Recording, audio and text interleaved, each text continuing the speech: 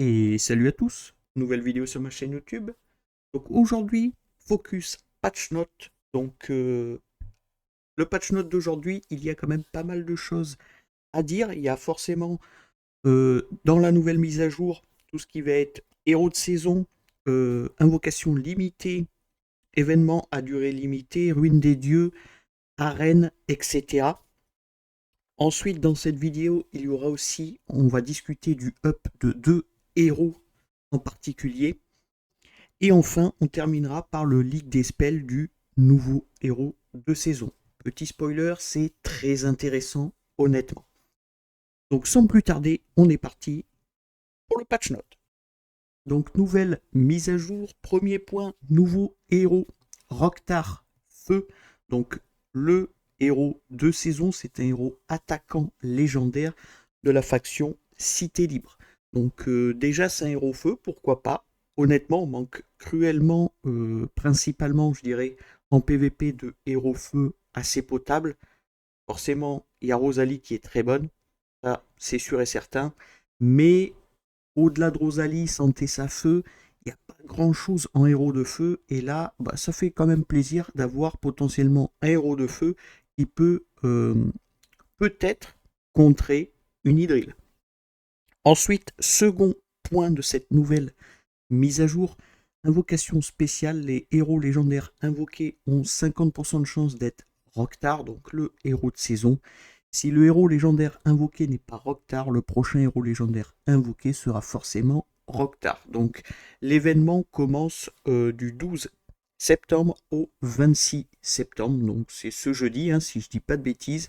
Donc normalement, donc j'espère que vous avez stocké quand même pas mal de pierres d'invocation pour potentiellement aller le chercher, ne serait-ce déjà qu'une fois, hein. Je le conseille à tout le monde, que vous débutez, que vous soyez mid-game ou late-game. Je conseille toujours d'aller chercher un héros de saison au moins en un exemplaire. Comme ça, si un jour vous voulez vous investir dessus, ben vous pouvez, du fait que vous l'avez. Mais globalement, ça va être un héros à peut-être aller chercher à 5 comme souvent pour les héros de saison. Du fait que c'est un 50-50, ça reste quand même assez facile de l'avoir rapidement à 5 en fonction du stock de pierres qu'on a fait, forcément. Ensuite, troisième point, invocation limitée. Une nouvelle série d'invocations limitées est disponible du 12 septembre au 26 septembre. Des héros légendaires qui participent à cette manche, il y a Alia, Larence et Muriel. Donc là, vraiment, cette invocation limitée est très énervée, je trouve. Larence, c'est incroyable. Forcément, pour les débutants, ça ne va pas les intéresser du fait qu'ils l'ont gratuitement. Alia, ça reste un très très bon héros pour du PVP ou de la RTA. Et Muriel, c'est vraiment incroyable. C'est vraiment un très très bon héros utilisable dans beaucoup de contenu. Bien sûr, si deux héros légendaires consécutifs ne contiennent pas Alia, donc c'est Alia qui est mis en vedette, le prochain héros légendaire invoqué sera certainement Alia. Donc très cool. Invocation limitée, elle est plutôt très très énervée. Je vous le rappelle, Alia, Larence et Muriel. Personnellement, je ne vais pas aller poule dessus du fait que j'ai déjà les trois héros. Ma Alia, je crois qu'elle est A3, la Larence est A1 et ma Muriel est A5. Donc j'ai pas l'utilité d'aller pool sur cette bannière, mais il suffit que vous débutez le jeu ou que vous n'avez ni Larence ni Muriel. Honnêtement, je conseille à 100% d'aller dessus. Ensuite, quatrième point, événement à durée limitée. Un nouvel événement à durée limitée, Bloody Ceremony, donc il me semble qu'en français c'est la cérémonie du sang, est arrivé. Donc terminez les quêtes de l'événement pour recevoir d'abondantes récompenses. Comme d'habitude, c'est du 12 septembre au 26 septembre et c'est l'événement qui est lié au héros de saison comme à chaque fois. Donc on sait qu'on va pouvoir potentiellement avoir un encadrement, un portrait du héros, on va pouvoir avoir des invocations limitées, on va pouvoir, enfin, des invocations, des pierres d'invocation avancées, pardon, on va pouvoir avoir des books et tout ce qui s'ensuit. Donc c'est plutôt très très cool. Cinquième point, ruine des dieux, donc une nouvelle saison commence bientôt, donc c'est la GVE. Donc ça va commencer du 12 septembre au 26 septembre aussi, donc pourquoi pas. Ça fait quand même des récompenses gratuites. 6e point, arène, une nouvelle saison commence, période de l'événement du 23 septembre au 17 novembre. Donc mettez quelques jetons d'arène de côté pour acheter directement votre potion d'ascension, comme ça vous êtes peinard. Et au pire des cas, vous pouvez potentiellement la mettre sur Rok'Tar, le nouveau héros de saison. Et enfin, 7e point de cette nouvelle mise à jour, ajustement de l'équilibrage, ajustement de la capacité passive de Sonia et de Hostak. Donc ça, on va y venir juste après pour les précisions de ce qui up sur les deux personnages. Donc globalement, qu'est-ce qu'il faut retenir de cette nouvelle mise à jour? Forcément, le nouveau héros de saison, Rok'Tar. Ça fait réellement plaisir d'avoir un héros de saison qui est feu, en plus, pourquoi pas. Ensuite, l'invocation spéciale, forcément, c'est un 50-50, ça intéresse tout le monde. L'invocation limitée, moi je trouve que la rotation avec Alia, Larence et Muriel, c'est plutôt très très cool. Pour ceux qui n'ont pas Larence, ça peut être extrêmement bien. Pour ceux qui n'ont pas Muriel aussi, c'est vraiment deux super héros pour globalement tout le PVE. Ça va pas être utilisable partout non plus, mais c'est extrêmement polyvalent, donc pourquoi pas. Ensuite, l'événement à durée limitée, la cérémonie 200, c'est plutôt excellent, ça nous fait des rewards gratuitement sans trop forcer. Ruine des dieux, donc la GVE, c'est aussi très intéressant, ça nous fait des rewards, pareil, gratuitement. Et la nouvelle saison d'arène, ça va potentiellement nous aider à avoir une potion d'ascension gratuitement. Et bien sûr, le up de Sonia et Hostak, on va discuter juste après. Donc globalement, cette nouvelle mise à jour, tout est assez intéressant. Donc comme d'habitude, il n'y a pas de nouveau contenu, ça on le savait. C'est pas une année à nouveau contenu. Peut-être que l'an prochain ce sera mieux, on verra bien. Ou peut-être pas, hein, j'en sais rien, mais on verra bien. Mais globalement, cette nouvelle mise à jour est plutôt très très intéressante. Donc maintenant, on va passer au up de Sonia et de Hostak. Donc up de Sonia et de Hostak, on va commencer par le up de Sonia et on finira par le up de Hostak. Donc Sonia, ajustement de la capacité passive de Sonia lorsque l'ennemi attaque en dehors de son tour, réduit les dégâts infligés de 40% et reçoit des dégâts égaux à 30% de la santé actuelle de l'ennemi, inefficace contre les boss. Donc ils ont up la réduction de dégâts, si je ne dis pas de bêtises. Donc au lieu que ce soit 30%, c'est passé à 40%. Donc ça ne va pas changer non plus grand-chose sur Sonia, mais pour moi, ils auraient dû modifier le inefficace contre les boss et peut-être le réduire à 15% ou 10%, mais que ce soit efficace contre les boss si on pouvait, enfin si on voulait potentiellement jouer le héros dans divers contenus. Là, le fait de juste augmenter sa réduction de dégâts de 30% à 40%, honnêtement, ça ne va pas changer grand-chose. Donc les 40% de réduction de dégâts, c'était son Ascend 5, si je dis pas de bêtises. Et maintenant, c'est son Ascend 1. Donc maintenant, son Ascend 5, c'est lorsque l'ennemi attaque en dehors de son tour, réduit les dégâts infligés de 50% et reçoit des dégâts égaux à 40% de la santé actuelle de l'ennemi. Il est efficace contre les boss, bien évidemment, mais donc ils augmentent encore la réduction de dégâts. Au lieu que ce soit 40% pour son A5, c'est 50%. Pourquoi pas? Et ils augmentent aussi les dégâts égaux à 40% de la santé actuelle de l'ennemi. Donc pourquoi pas? Honnêtement, je suis pas très convaincu. On va pas se mentir. Pour moi, si vous voulez rendre le perso viable, il aurait fallu que ce soit efficace contre les boss, donc les dégâts proportionnels à 50 ou 40% des PV actuels de l'ennemi, mais le réduire quand même beaucoup. Du fait que 40% des PV de l'ennemi, si c'est un boss du style du H ou du Tulpa, bon, ça va lui faire perdre beaucoup trop de PV. Mais à essayer, mais globalement, je suis pas très satisfait du up de Sonia, forcément. De toute façon, les héros RGB, on sait très bien que les ups sont ridicules, contrairement aux LD. Vous allez voir ça de suite avec Hostak. Donc, up de Hostak, ajustement de la capacité passive d'Hostak. Donc, à la mort d'un allié, gagne un tour bonus et garde. Donc ça déjà c'est nouveau. Avant, il gagnait juste un tour bonus mais ne gagnait pas garde. Là déjà, ça va être déjà broken, honnêtement. Et en plus de ça, ils ont rajouté hérite de 35% de l'attaque de base de la cible, de la santé de base de l'allié, donc de l'attaque de base et de la santé de base de l'allié. Jusqu'à 4 fois, un allié épuisé ne déclenchera pas cette capacité. Donc en gros, ils ont rajouté que il va gagner un tour supplémentaire, ça c'est classique, c'était comme avant, hein, honnêtement, mais il va gagner garde en supplément. Donc ça va l'immuniser contre une mort. Ça déjà c'est beaucoup, beaucoup trop fort. Et ensuite, ils ont augmenté le don d'attaque et de PV de base de l'allié qui sera mort de 25% à 35%. Donc que dire? Déjà que c'était pas si mauvais, honnêtement, hein, vous allez le voir dans la semaine sur une vidéo RTA Time où je tombe contre Moyul, qui l'a full book, qui l'a très très respecté, donc il a très bien stuff, et Ostak me fait du 1v4. Voilà, tout simplement, il m'a détruit juste avec Ostak. Donc là, le fait de le up, il va être encore plus infernal. Je suis pas sûr que ce soit une bonne idée, mais bon. Euh, Ils aiment bien potentiellement changer les méta et détruire les RGB.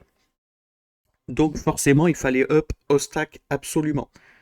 Là, c'est vraiment un très très gros up de Ostak.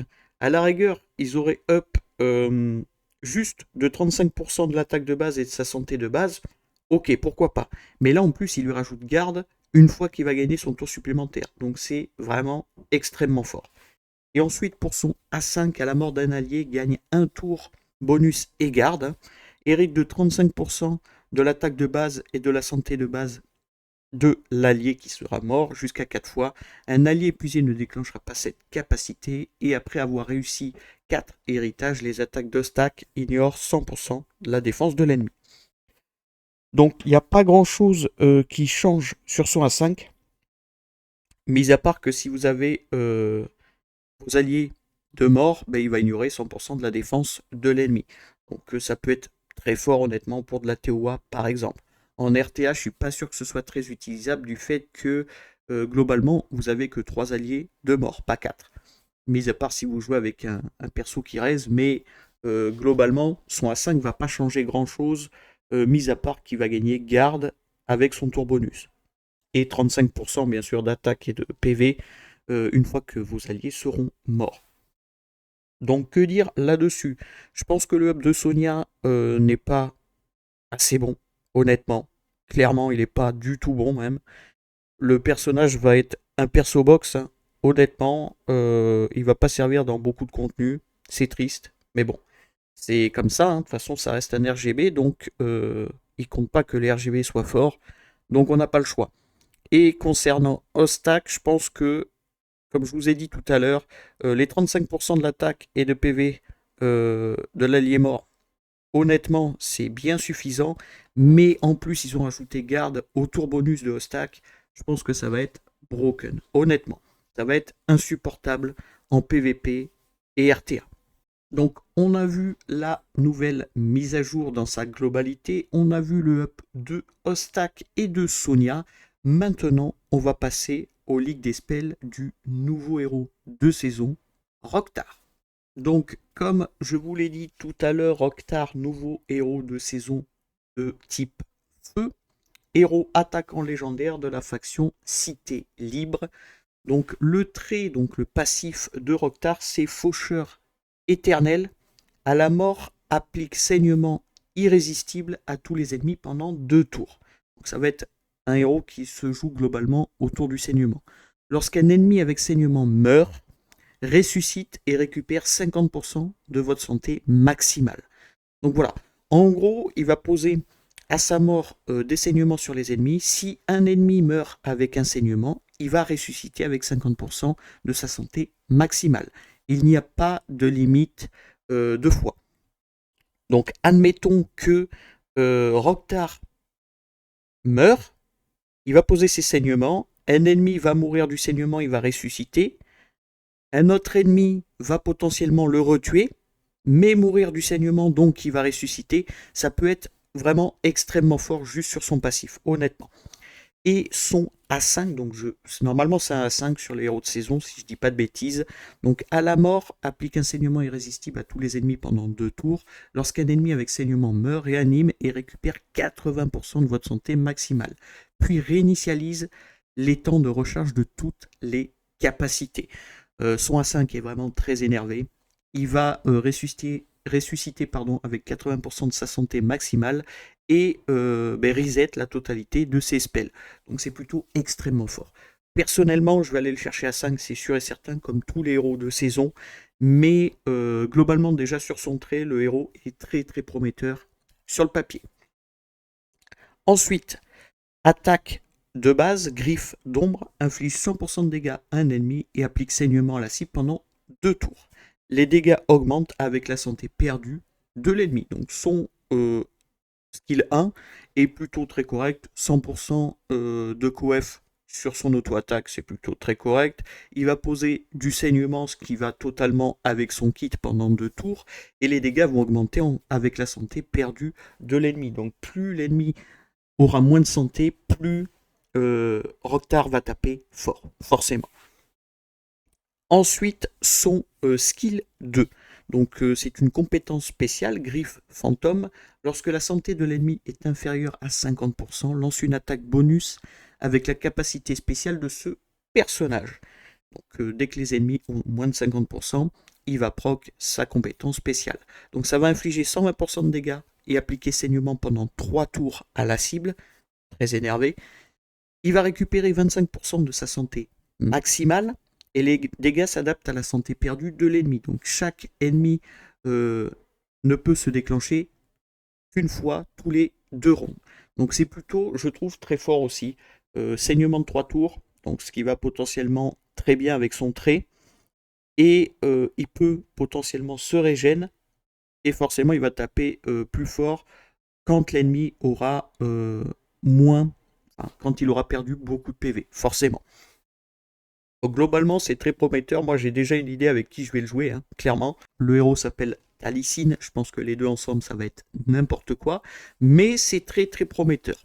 Et enfin, son ultime tourbillon cramoisi gagne attaque up 2, donc attaque plus 2, 50% d'attaque pendant 2 tours. Puis inflige 100% de dégâts et applique 2 piles irrésistibles de saignement à tous les ennemis pendant 2 tours. Les dégâts sont proportionnels à la quantité de santé perdue. Très bon ultime, honnêtement. Donc il va s'octroyer 50% d'attaque pendant 2 tours, puis infliger 100% de dégâts et appliquer 2 piles irrésistibles de saignement sur tous les ennemis. Donc ça va totalement avec son kit dans la globalité. Honnêtement, c'est très très prometteur comme perso. Je suis très content. Bien sûr, je vous ai affiché sur votre gauche le petit portrait de Rok'Tar. Je le trouve très beau. À voir une fois qu'on aura tout l'ensemble du personnage. Mais c'est très joli et très prometteur sur le papier. Je précise encore une fois, c'est sur le papier. Mais dans tous les cas, jeudi, ce sera la vidéo sur mode session. Et vendredi, je vous ferai la présentation de Rok'Tar A5. Et j'espère l'avoir full book. J'économise mes books exprès pour le full book. Mais globalement, je vous le présenterai vendredi. Donc qu'est-ce qu'il faut retenir de Rok'Tar? C'est son trait. Son trait, c'est vraiment très très fort. C'est le cas de le dire. Ensuite, son skill 1 est plutôt ok. On va pas se mentir, c'est plutôt correct. Sa compétence spéciale est très très bonne. Et son ultime est énervé. Donc globalement, Rok'Tar, ça reste quand même un super super bon héros de saison. Sur le papier, encore une fois. Donc voilà pour cette vidéo Focus Patch Note. Donc comme d'habitude, si la vidéo vous a plu, n'hésitez pas à me le dire dans les commentaires et à liker la vidéo. N'hésitez pas aussi à me faire un retour sur ce que vous pensez sur le papier de Rok'Tar. Et aussi ce que vous pensez des hubs de Sonia et de Hostak. N'hésitez pas à me le dire en commentaire. Donc si vous voulez des astuces ou des conseils, n'hésitez pas à rejoindre mon Discord, le lien est en description. Ou bien me contacter via Discord, j'y répondrai avec joie. Pensez à vous abonner, c'est très important, à liker, à partager et à commenter. Et sur ce, je vous remercie et à plus!